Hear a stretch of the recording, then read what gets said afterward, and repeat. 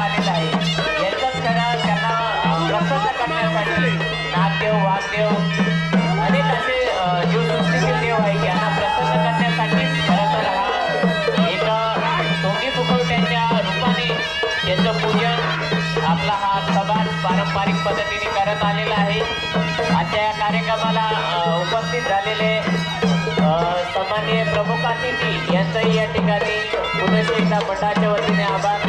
आमच्या या ठिकाणी मार्गदर्शिका भारतीताई भोये या ठिकाणी उपस्थित आहेत, त्यांचंही या ठिकाणी स्वागत.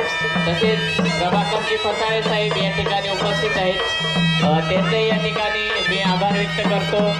शंतरा फाउंडेशनचे विलाजी राठोड या ठिकाणी उपस्थित आहेत, त्यांचंही या ठिकाणी मनपूर्वक स्वागत. तसेच आदिवासी कर्मचारी संघटनेचे उत्तमजी जिरवाळ, भाऊसाहेबजी गावित हेही उपस्थित आहे, त्यांचंही या ठिकाणी मनपूर्वक स्वागत. तसेच कोकणा कोकणी समाजसेवा संघाचे मार्गदर्शक सुभाषजी गवळी साहेब, रुक्मिणीताई गवळी हेही उपस्थित आहेत, त्यांचंही स्वागत. या ठिकाणी आगमन होत आहे. पुढील या ठिकाणी जे आपले भवाडा नृत्य जे आहे याचं या ठिकाणी पुढं आगमन होत आहे. या पारंपरिक लोकांचं जोरदार असं स्वागत करायचं आहे, टाळ्या वाजवायच्या आहेत सर्वांनी.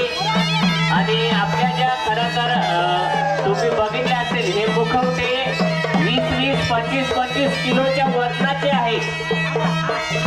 हे आपल्याला सामान्य माणसाला तोलवता पण येणार नाही अशी ताटी घेऊन नाचणं खरं तर एक दैवी रूपच अंगारलेलं असतं. त्या माध्यमातून मनोभावे जर आपण एखादी निसर्ग देवतेची पूजा केली तर नक्कीच आपल्याला भरभरून असं या ठिकाणी त्याचा लाभ होणार आहे.